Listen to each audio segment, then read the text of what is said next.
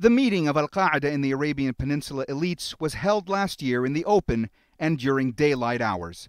Despite the drone attacks, the group's leader Nasser Al Wuhaishi seemed to be saying, "We are not afraid," clearly mocking both the U.S. and Yemeni governments, who for years have vowed to vanquish AQAP. Now, Al Wuhaishi, a high-value target for well over a decade, has been eliminated. But is the threat still alive? Al-Qaeda Central, the original Al-Qaeda, has by and large been neutralized in the last several years. Al-Qaeda in the Arabian Peninsula, however, has not.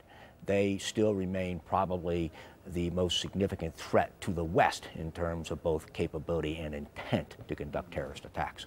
Allahu Akbar! Allahu Akbar! AQAP, under Al Wuhaishi's stewardship, has long been considered the most active and dangerous wing of the Al-Qaeda network. Formed in 2009 after the merger of the Saudi and Yemeni branches of Al-Qaeda, they carried out their first cross-border attack in August that year. That's when a suicide bomber claiming to have reformed blew himself up in Saudi Arabia in the presence of then Deputy Interior Minister Mohammad bin Nayef. A few months later, on Christmas Day, the group tried to down a U.S. passenger jet over Detroit. Then, in 2010, they attempted to send parcel bombs onto U.S. cargo planes. These sophisticated and spectacular attack attempts were all planned from hideouts deep within Yemen. The U.S., recognizing how dangerous and effective the group had grown, declared AQAP as the biggest threat to its citizenry and stepped up drone attacks in Yemen. But analysts say the group remains resurgent, able to adapt. More dangerously, perhaps, is how they've exploited power vacuums in Yemen to their advantage, taking over large parts of southern Yemen in 2011, targeting officials and bombing Yemeni government installations in the years since.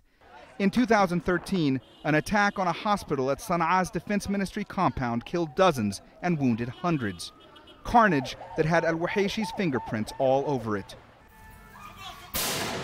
When AQAP claimed to have been behind the Charlie Hebdo attack, it reinforced to the West how political instability in Yemen may embolden the group further.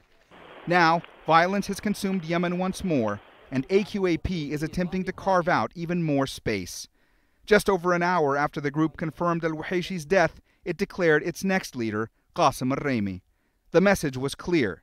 They may have taken a hit, but they are not diminished. Mohammad Jamjoom, Al Jazeera.